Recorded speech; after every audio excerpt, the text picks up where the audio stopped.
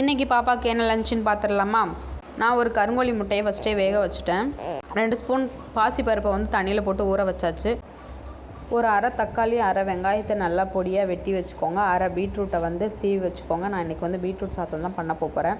நான் கீரை சேர்த்துக்கல, ஏன்னா நான் வந்து முட்டை கொடுக்குறதுனால கீரை சேர்த்துக்கல.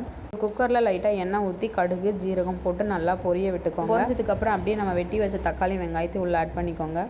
ஆட் பண்ணிவிட்டு நம்ம வந்து சீவி வச்சுருக்கிற பீட்ரூட்டை வந்து உள்ளே போட்டு நல்லா கிண்டி விட்டு வேக வச்சுக்கோங்க.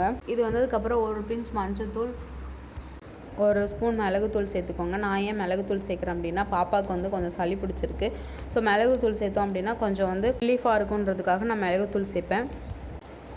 போட்டு நல்லா கிண்டி விட்டுட்டு தேவையான அளவு உப்பு போட்டுக்கோங்க. உப்பு போட்டதுக்கப்புறம் தண்ணி ஊற்றிக்கோங்க. தண்ணி ஊற்றி பருப்பு போட்டுக்கோங்க. நான் வந்து ரைஸுக்கு பதிலாக இன்றைக்கி சாதம் தான் ஆட் பண்ணியிருக்கேன். சாதம் ஏன் போடுறேன் அப்படின்னா, அது நல்லா கொஞ்சம் வெந்ததுனால நல்லா மசிவாக குலைவாக இருக்கும். அதனால் சாதத்தை போட்டு நல்லா 3 விசில் வர வரைக்கும் வேக வச்சுட்டு ஒரு கரண்டியில் நல்லா கிண்டி பாப்பாவுக்கு வந்து எப்போதும் போல் ஊட்டி விட்டு நல்லா சாப்பிட்டாங்க.